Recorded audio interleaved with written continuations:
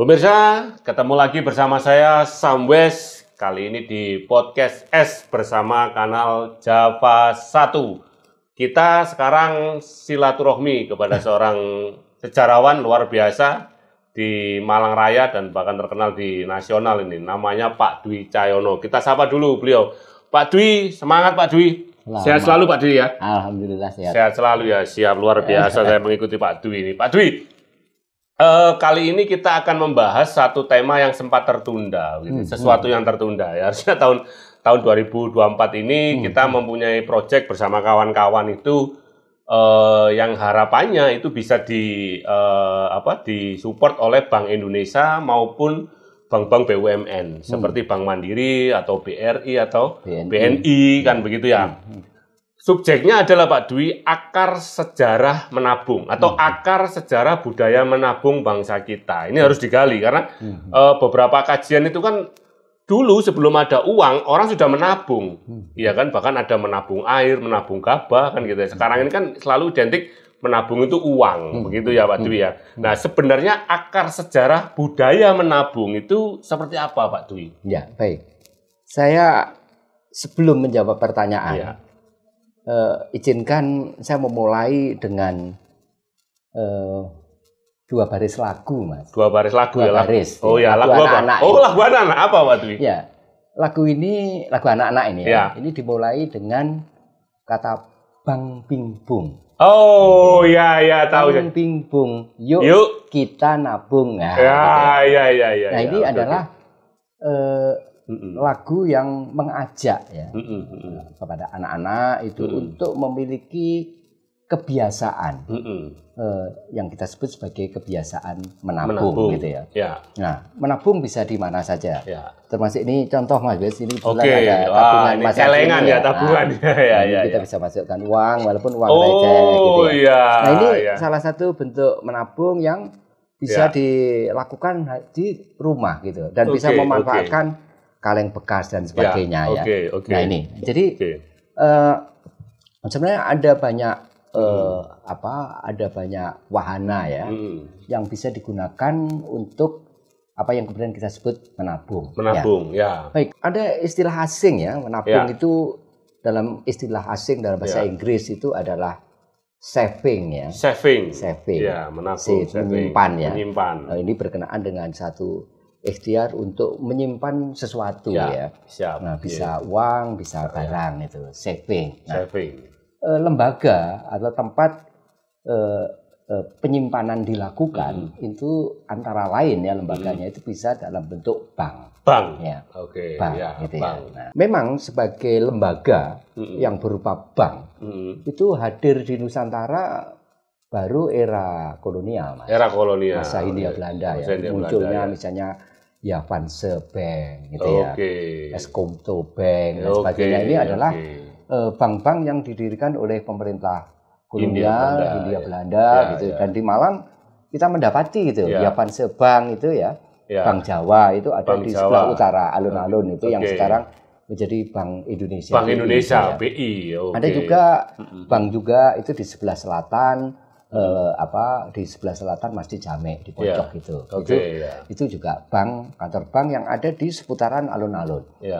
Jadi sebagai lembaga keuangan yang di dalamnya terkait dengan aktivitas pinjam, menabung atau meminjam itu muncullah sebutan bank. Mengapa saving dalam bahasa Inggris itu dalam bahasa Jawa disebut menabung. Menabung. Nah, ini terkait dengan kata tabung ya. Tabung ya. Tabung. Jadi ada sesuatu yang terbayang bentuknya silindris. Oh ya, kayak ini tadi Pak. Ini kan tabung. Tabung. Tabung. Ini silindris. Nah, ini adalah dari kaleng ya. Dari kaleng. Tapi ada tabung lain yang natural ya. Ini sebenarnya dari unsur alam yang kemudian dimanfaatkan. Yaitu tabungan dalam bentuk seperti kentongan. Kentongan, jadi, batang bambu ya. Oh ya, itu kan ada ruas-ruasnya. Iya, ada ruas atas, ruas bawah, lalu kemudian diberi lubang tetap untuk memasukkan uang yang ditabung. Nah, sehingga muncullah tabungan. Gitu ya. Jadi memasukkan sesuatu ke dalam tabung. Oleh karena itu menyimpan sesuatu termasuk uang di dalam tabung itulah yang kemudian memunculkan sebutan menabung. Menabung. Ya. Karena tabung tadi ya. Jadi apa itu media untuk penyimpanan itu dulu dalam bentuk tabung gitu ya. Dari bambu tadi ya, tabung bambu. Muncul sebutan menabung. Nah, kadang-kadang itu bambu yang dipotong ya. Tapi kadang-kadang juga Mas, itu tiang bambu dikasih lubang itu. Terus kemudian uang itu masukkan ke dalamnya. Sehingga kalau di rumah-rumah tua itu kan bambunya kan besar-besar. Nah, itu jadi dimasukkan itu ke dalam tiang. Dan ini seperti investasi yang jangka panjang. Jadi kalau sekarang kayak apa ya? Giro gitu. Giro, jadi itu kalau mau ngambil tabungan itu ya harus ngambil tiangnya, harus merobohkan rumah. Artinya itu adalah tabungan jangka panjang. Jadi eman-eman daripada tiangnya roboh kan gitu ya. Nanti kalau mau rumahnya sudah roboh gitu ya, mau roboh gitu kemudian diganti baru itu dia sudah punya biaya untuk nabung itu yang ditempatkan di. Nah itu. Jadi dikumpulkan sedikit-sedikit sehingga kalau rumahnya memang perlu direnovasi atau perlu dikuatkan dengan termasuk mengganti tiangnya itu sudah punya biaya ya yang sedikit demi sedikit dikumpulkan lewat itu ya. Nah ini tetap bentuknya tabung. Jadi benda yang berbentuk silindris. Nah dalam bahasa Jawa yang lain selain disebut dengan tabungan ya, nabung gitu ya. Ada istilah yang mungkin sekarang sudah jarang digunakan orang itu. Nabung itu disebut dengan nyelengi. Nyelengi ya. Nabung celeng. Nyelengi. Nah, kata nyeleng itu dari kata celeng.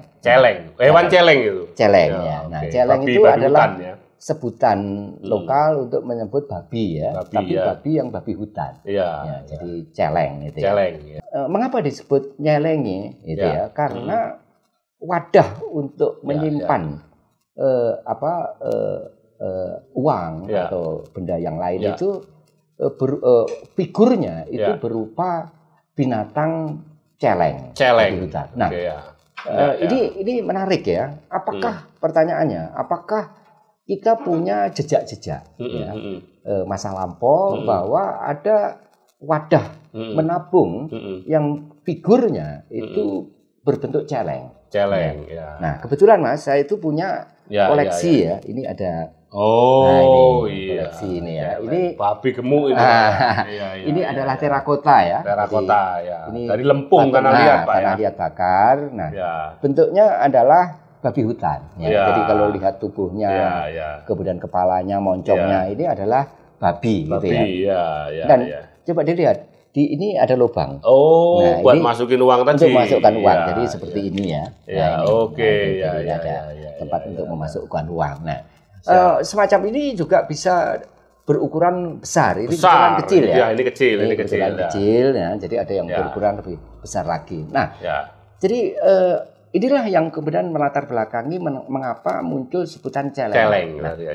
Pertanyaannya kenapa ya? Mengapa pilihan figur untuk menyimpan uang ya itu kekayaan berupa babi berupa celeng. Mengapa tidak yang lain? Kok nggak gajah gitu, isinya gede. Gajah kan isinya gede. Pertama bahwa celeng itu adalah gemuk gitu ya.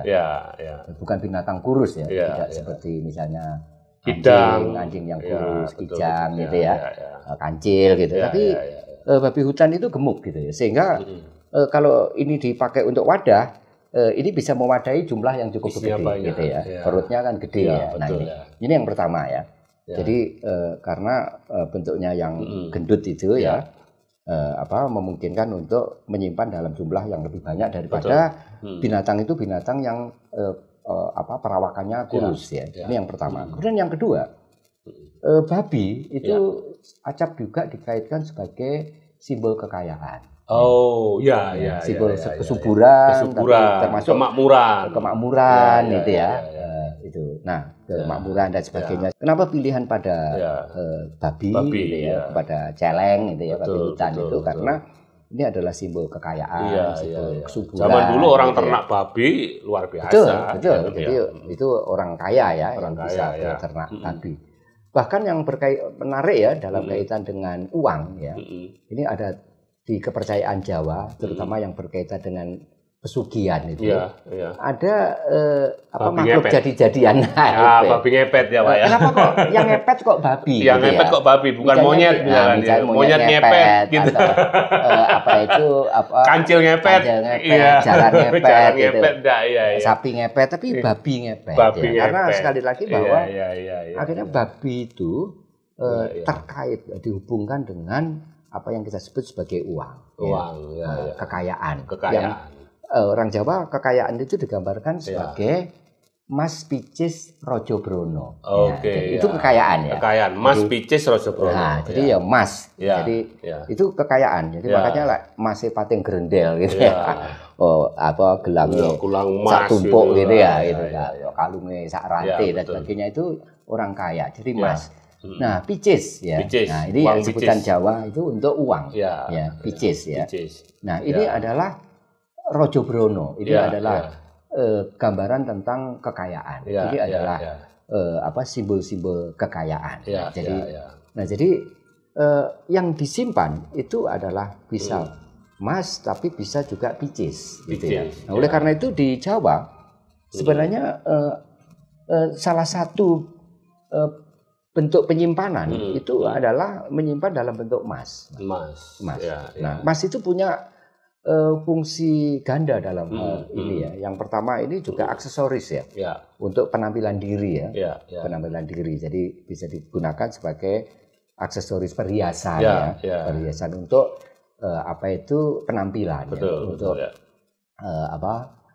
penampilan di depan publik bahwa yang bersangkutan itu orang berada gitu ya.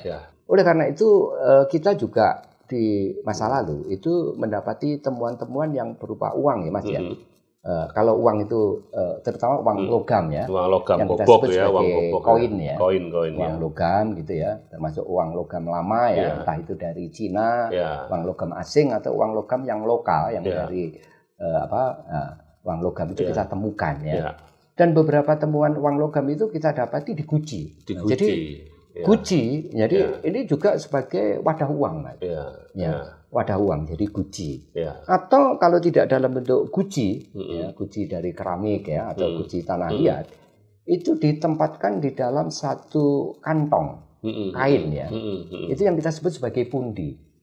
Karena itu ada pundi-pundi. Pundi-pundi. Jadi pundi-pundi ini digambarkan ya, mendapat pundi-pundi. Itu artinya dia mendapat hadiah sejumlah uang gitu ya, ditempatkan di dalam kantong, lalu kemudian dibuka, digerojokkan itu uangnya keluar dan sebagainya. Nah, jadi itu yang disebut pundi gitu ya. Sehingga ada sebutan pundi-pundi itu wadah uang. Nah, ini jadi sekali lagi bahwa menyimpan itu tidak harus dalam bentuk uang ya. Uang gitu ya. Dan itu ditempatkan ke sesuatu. Apakah itu bisa dalam bentuk guci atau tabung ya, atau celeng tadi, celengan, atau figur ya. Misalnya figur yang berbentuk babi hutan yang kita sebut sebagai celeng dan bahasa Jawa. Atau dalam perkembangan berikutnya bisa variatif ya. Ada celengan berbentuk ayam jago, ada celengan berbentuk semar, ada celengan berbentuk labu, buah labu. Tapi pilihan-pilihan itu biasanya adalah tubuh-tubuhnya menggemuk, Mas. Semar itu kan perutnya gede. Dan semar itu simbol kesuburan ya. Bukan gareng ya. Celengan kok gareng gitu ya. Celengan itu ya semar. Sing gendut. Bagong juga boleh gitu ya. Itu ya. Nah, itu ya. Nah, jadi itu yang kita sebut sebagai tradisi menabung di masa lalu, bisa dalam bentuk uang atau non uang. Nah, uang itu picis, kalau non uang itu bisa emas. Tapi juga ada, jangan lupa, ada menabung lagi yang kita sebut sebagai tabungan in natura. Ya, tabungan in natura itu adalah menabung hasil bumi. Nah, sebenarnya lumbung, lumbung itu menabung pangan. Itu wadah tabungan. Tapi yang ditabungkan di situ kan in natura, ya bisa padi, bisa jagung dan sebagainya sebagainya. Sehingga kalau nanti sudah kebutuhan dalam satu periode tanam itu sudah tercukupi ya, kebutuhan dapur, tinggal sisanya itu bisa dijual gitu ya. Bisa dijual. Ini semacam sebenarnya ide dasarnya kayak bulog dolog gitu ya itu ya. Jadi ketika kesulitan pangan di masyarakat, nah ini kemudian dikeluarkan itu ya. Artinya apa? kita sebenarnya memiliki tradisi lokal. Saving ya. Tradisi saving. Jadi saving itu menyimpan atau kemudian kita sebut sebagai menabung itu sebenarnya sudah menyejarah gitu ya. Arca-arca terakota semacam ini yang berbentuk celeng ya, celengan itu atau juga yang berbentuk labu ya, buah labu ini banyak kita dapati di pusat pemerintahan kerajaan Majapahit di Trowulan. Betul. Di Trowulan, nah kalau Anda ke Museum Trowulan ya, ini Anda bisa melihat ini ya, arca-arca terakota yang memang berfungsi sebagai celengan gitu. Ya. Pak Dwi, sebelum lanjut Pak Dwi, jadi ada satu pertanyaan nih dari teman-teman. Kenapa kemudian penggerak literasi di Kota Malang nih yang tergabung di kelompoknya Pak Dwi, Mas Gideon, Ikapi itu ingin mengangkat akar budaya sejarah menabung untuk dipublikasikan oleh lembaga keuangan, baik itu BI maupun bank-bank BUMN dan sebenarnya apa sih urgensinya bank-bank ini untuk mengangkat apa istilahnya akar budaya menabung? Kenapa harus diangkat? Kenapa harus menoleh ke belakang di tengah gerakan dalam apa bukan gerakan di tengah arus konsumtif begitu ya? Kenapa kok kemudian kita diminta atau mungkin bukan diminta ya istilahnya disuguhi, ditawari agar masyarakat mau menoleh terhadap akar budaya menabung. Apa, Pak? Ya. Jadi kalau ini sudah ada dan adanya panjang, Mas. Ya, jadi kalau sesuatu itu sudah ada dan keberadaannya itu dalam kurun waktu yang panjang, ini lebih mudah ya ketimbang kalau ini baru sama sekali ya. Kalau baru sama sekali kan mesti dimasyarakatkan dulu, diakarkan. Gitu. Betul ya. Jadi kalau kita itu memang sudah ada dan itu mengakar. Tinggal akarnya aja dikuatkan. Ini akan lebih enteng ya. Jadi energinya tidak begitu berat ya. Daripada kita mengenalkan sama sekali. Karena kalau mengenalkan baru sama sekali itu bisa ditolak. Dan ini bukan hanya sekedar gerakan mengajak masyarakat untuk agar gemar menabung saja toh maksud saya. Jadi apa istilahnya naskah-naskah yang ditulis nantinya gitu hasil riset dari sejarah akar budaya menabung itu kan tidak hanya untuk biar masyarakat ayo gemar menabung, tapi benar-benar tahu akar sejarahnya, benar-benar tahu kearifan lokalnya, gitu, Pak. Jadi ada local wisdomnya. Nah, apa itu, Pak? Ya, jadi ini memang ada karena ini tradisi ya dan ini menyejarah, maka kita mesti eksplor ya, mengeksplor data-data yang ini berasal dari masa lalu sehingga nanti juga punya manfaat di pengetahuan ya. Jadi artinya pengetahuan-pengetahuan masa lalu ya, terutama pengetahuan-pengetahuan yang berisi tentang perilaku-perilaku arif ya. Jadi perilaku arif, menabung itu adalah sesuatu yang dianggap arif gitu ya. Menabung itu adalah juga hadir di dalam peribahasa gitu. Misalnya hemat pangkal kaya. Gitu ya. Jadi kalau ingin kaya berhematlah. Jadi berhemat itu sebenarnya juga ada savingnya ya. Jadi tidak yang dimiliki yang diperoleh saat ini itu dikeluarkan, dikeluarkan semua, dipakai semua, tapi ada yang disisakan. Yang disisakan itu kan saving, Mas. Itu adalah menabung. Kedatipun itu kecil, jadi berakit-rakit ke hulu, berenang-renang kemudian. Ini kan berakit-rakit ya, walaupun itu lambat ya, berjalan lambat, tapi kan akhirnya akan bisa ke muara lah gitu. Sedikit lama-lama jadi bukit dan sebagainya. Menabung itu prinsipnya begitu. Sedikit demi sedikit lama-lama menjadi bukit. Nah, ini peribahasa ya, kata-kata mutiara kata ya, kata-kata bijak yang hadir di masyarakat gitu ya. Artinya ini memang membangun kesadaran agar masyarakat tidak semakin konsumtif dan tadi habis semuanya. Gitu. Ya, jadi memang dimulai dari penyadaran dulu ya, dengan berbagai macam cara ya. Salah satu caranya adalah menggunakan mutiara-mutiara kata itu kata-kata yang bijak, perumpamaan dan seterusnya itu ya. Nah ini, jadi mengapa? Jadi sekali lagi, mengapa ini perlu kita lakukan? Yang pertama bahwa ini sesuatu yang tidak hadir tiba-tiba. Seperti saya katakan, memang lembaga perbankan baru, Mas, baru hadir masa kolonial. Tapi tradisi menabung, tradisi nyelengi, gitu ya. itu jauh kita sudah kita miliki itu jauh sebelum masa kolonial ya. Paling tidak jejaknya sudah kita dapati sejak masa Hindu-Buddha. Nah, dan itu tidak hanya hadir di lingkungan masyarakat perkotaan karena mohon maaf karena orang itu kan yang konon ya di beberapa tahun yang lalu, beberapa masa yang lalu yang menabung banyak berhubungan dengan bank itu kan lebih masyarakat perkotaan. Masyarakat di luar perkotaan kalau menabung itu tidak ke bank, yaitu nyelengi di rumah gitu ya.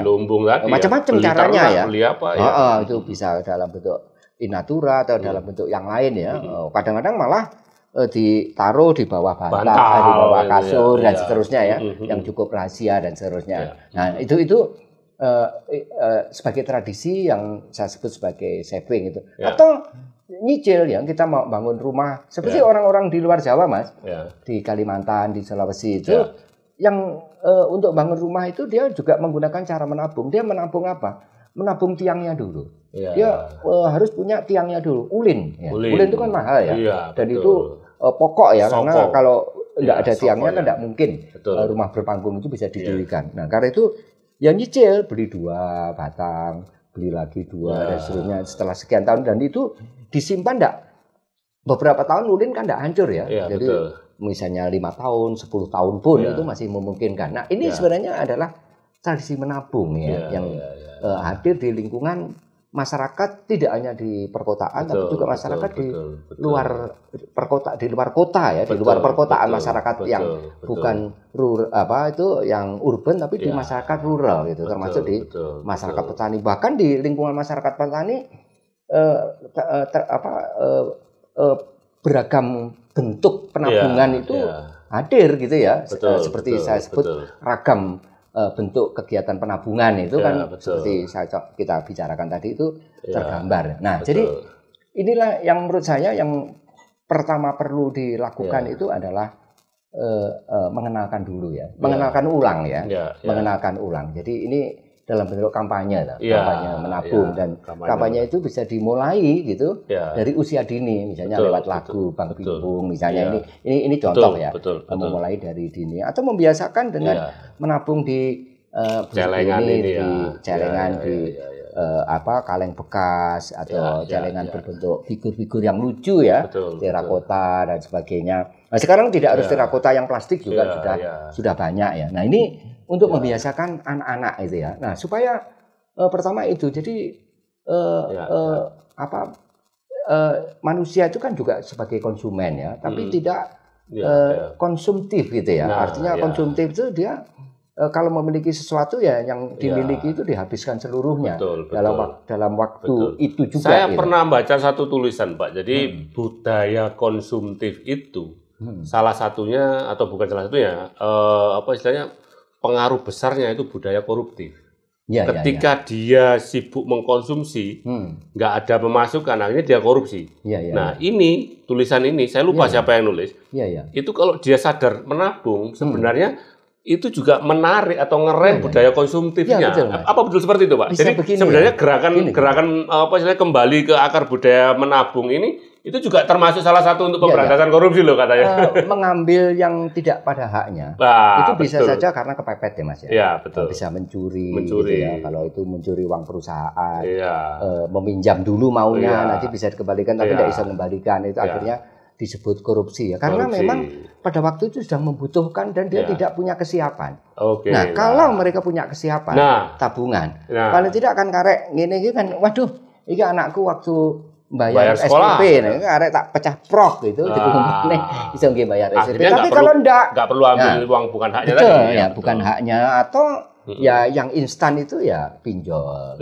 Dan dia membabi buta, yang penting bisa mendapatkan uang dalam waktu cepat, kendati pun dengan bunga yang sangat tinggi gitu ya. Jadi yang terakhir kita lihat Mas ya, jadi lembaga perbankan ini antara yang menabung dan yang pinjam itu gede yang pinjam. Benar pinjam. Gitu ya. Harusnya kan ya pinjam tabung pinjam ya. Artinya ada yang menabung, ada yang meminjam. Nah, di awal sebenarnya di awal perbankan itu lebih stressingnya itu lebih di penabungan daripada peminjaman. Betul, tapi yang terakhir ini lebih bergeser. Jadi peminjaman itu lebih gede dari penabungan. Karena itu yang kemudian nanti yang dipinjamkan apa? Itu investasi. Betul. Investasi yang juga dipinjam dari investor lain atau di pasar modal dan sebagainya. Kan? Makanya kemudian ini akan berpengaruh kepada bunga bank gitu ya. Karena ini kan peminjaman berantai gitu ya. Jadi dia meminjamkan dana kepada orang lain, tapi dana yang dipinjamkan dia juga pinjam juga. Nah, dia kan harus ada selisih. Nah, dan semakin rantainya makin banyak, selisihnya makin banyak juga, itu kan akhirnya bunga menjadi tinggi. Nah, kalau itu uangnya sendiri gitu ya.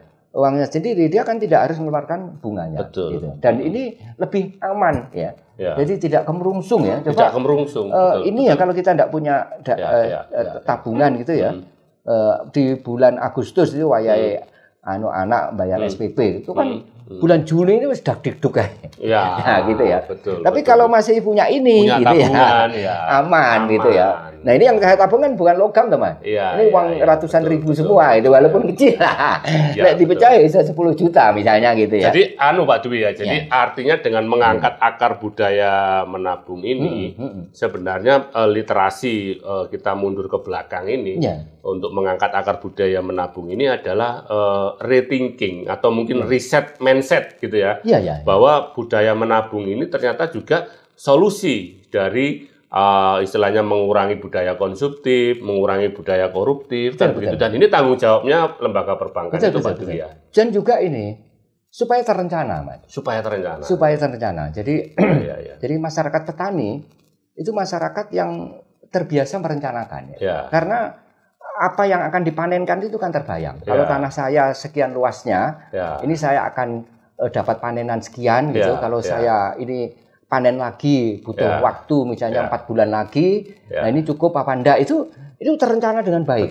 Syukur-syukur kalau ada sisanya, dan sisanya itu adalah tidak hanya dikonsumsi sendiri, tidak didomestikasi sendiri, tapi ini bisa digunakan untuk yang lain. Jadi ini yang sebenarnya lebih penting ya. Jadi menabung itu bukan semata-mata untuk supaya hartanya menjadi menumpuk, tidak ya.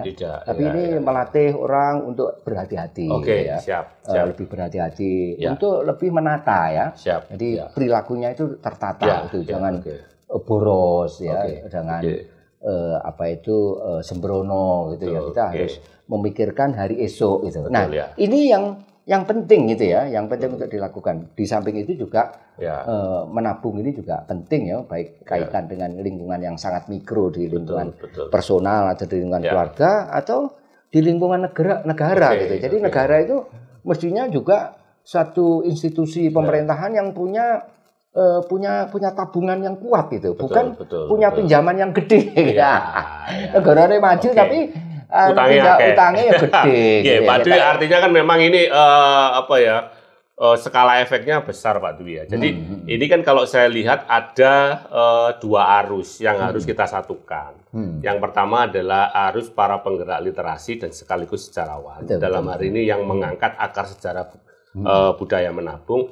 Yang kedua adalah arus tanggung jawab sosial perusahaan atau CSR dari lembaga keuangan dan perbankan, kan begitu ya, seluruhnya Pak Dwi. Kalau menurut saya bukan hanya yang BUMN, tapi juga yang swasta gitu punya tanggung jawab membangun kesadaran dengan menggerakkan atau menyebarkan literasi gerakan Gemar Menabung ini agar budaya konsumtif, koruptif itu terkikis. Nah, ini apa yang bisa disampaikan Pak Dwi kepada ini sekaligus sebagai sebuah kelompok ya, mewakili sebuah kelompok literasi penggiat sejarah yang akan mengangkat akar budaya menabung kepada tanggung jawab sosial perusahaan, lembaga perbankan, apa sebenarnya mau disampaikan Pak Dwi? Monggo Pak Dwi. Ini tidak hanya sekedar pengetahuan di masa lalu ya. Pengetahuan ini kan pengetahuan, tapi juga ini adalah gambaran tentang habituality ya, jadi kebiasaan-kebiasaan yang di masa lalu ya, yang dalam perkembangan berikutnya memang mengalami degradasi ya, menurun ya, menurun ya. Nah ini pengetahuan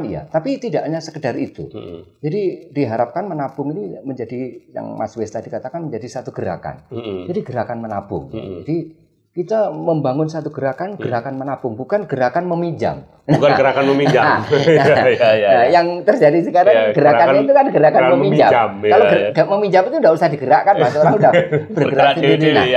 Menggerakkan untuk menabung, apalagi yang kita ajak untuk bergerak itu pertama ya kita mulai dari bagaimana gerakan menabung itu dari usia dini. Ini yang pertama. Kemudian bagaimana gerakan menabung itu tidak hanya sebatas di lingkungan kelas menengah ke atas.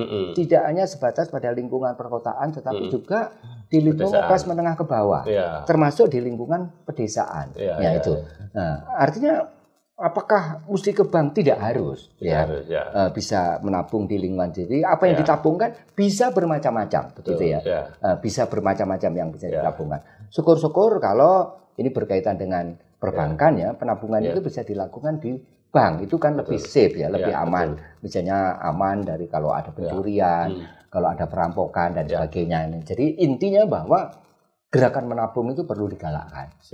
Nah, apa yang kita ikhtiarkan ini sebenarnya adalah sebuah upaya, sebuah ikhtiar untuk mengkampanyekan tradisi menabung. Melalui literasi, Pak Dwi ya. Jadi semoga nanti di bulan Agustus mungkin ya 2025 tahun depan sebagai hadiah kemerdekaan NKRI, para literasi ini, penggerak literasi ini akan menerbitkan sebuah buku yang temanya adalah Akar Budaya Gerakan Menabung, yang harapannya memang buku ini bisa disupport oleh lembaga perbankan, lembaga keuangan dan perbankan di seluruh Indonesia dan disebarkan di sekolah-sekolahan mulai tingkat SD, SMP gitu Pak Dwi ya. Oke, Pak Dwi, ini asik sekali, tapi sekali lagi pertemuan kita ada batas waktunya ini. Karena kalau dibahas terus ini gerakan menabung ternyata banyak juga tadi ya. Mulai dari bentuk tabungannya, kan apa yang ditabung, akar historisnya, nilai-nilai kebijaksanaan. Nanti kita sambung podcast lagi Pak Dwi ya. Oke Pak Dwi, terima kasih Pak Dwi. Sehat selalu Pak Dwi. Amin. Semoga bisa terwujud nanti buku atau katalog akar budaya menabung di Indonesia. Terima kasih. Demikian pemirsa. Masih bersama saya Sam West di Podcast S, ini solusinya. Bagaimana para penggerak literasi di Malang Raya punya rencana yang luar biasa, yaitu akan menulis sebuah buku dan katalog begitu ya, dokumentasi dari sejarah atau akar sejarah budaya menabung. Harapannya nanti bisa disupport oleh lembaga keuangan dan perbankan. Terima kasih, sampai jumpa lagi, tetap sehat, tetap semangat, tetap di kanal Java 1.